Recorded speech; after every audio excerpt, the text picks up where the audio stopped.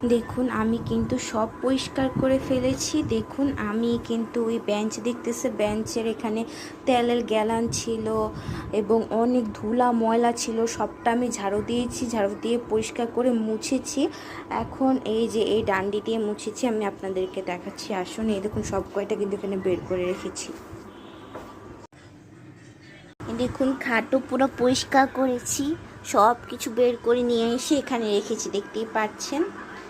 তারপরে আপনার এই যে দেখুন প্রত্যেকটা খাটের ভিতর সব জিনিসগুলি আমি এগুলি সব গুছাবো, দেখতে পারতেছি সব কয়টা আমি গুছাবো, আমি একা সব করবো। এবং পর্দা কালকে ধুয়ে দিয়েছি, এখানের পর্দাগুলো ধুয়ে দিয়েছিলাম, মা ওখানে লাগিয়ে দিয়েছে। আর আমি দেখুন প্রত্যেকটা জিনিস পরিষ্কার করতেছি এবং আমি ফ্যানও পরিষ্কার করব। আর আমি সবসময় এগুলি পরিষ্কার করে থাকি, বাট অনেক বছর ধরে এগুলি, অনেক বছর বলবো না, কারণ 1 বছর ধরে বলবো যে হয়তো এগুলি করি না, বাট আমরা প্রত্যেক বছরে সুন্দর করে পরিষ্কার করে থাকি। দুর্গাপূজার আগে, বৈশাখ মাসের আগে আমরা পরিষ্কার করে থাকি। সো এবার পরিষ্কার করা হচ্ছে কারণ আমার ভাইকে দেখতে আসবে, তার জন্য। সো এগুলি সব কয়টা পরিষ্কার করতেছি আমি A to Z। আর বাপির রুমে, বাপি অসুস্থ, দেখতে পাচ্ছেন অসুস্থ, তার জন্য এই রুমটাও চাচ্ছি পরিষ্কার আমরা করে ফেলবো, এই রুমটাও আমরা করে ফেলবো। সো আমরা সব পরিষ্কার করছি। আর দেখুন কি অবস্থা রুমগুলির। সো এই সব কয়টা কিছু পরিষ্কার করতে হবে। আর দেখুন কত তুলা বের হয়েছে।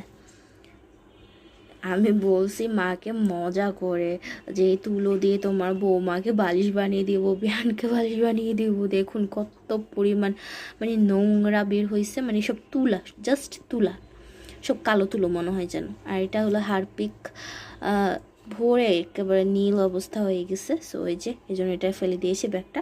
সো চলুন আমি আবারও পরিষ্কার করি। দেখুন আমি কিন্তু সব পরিষ্কার করেছি এবং আমি চাই আমার যখন পাত্র রেখে আসবে তখন যেন আমার বডি সবটা পরিষ্কার করবে। জানি না করবে কিনা, হয়তো আমাকেই করতে হবে।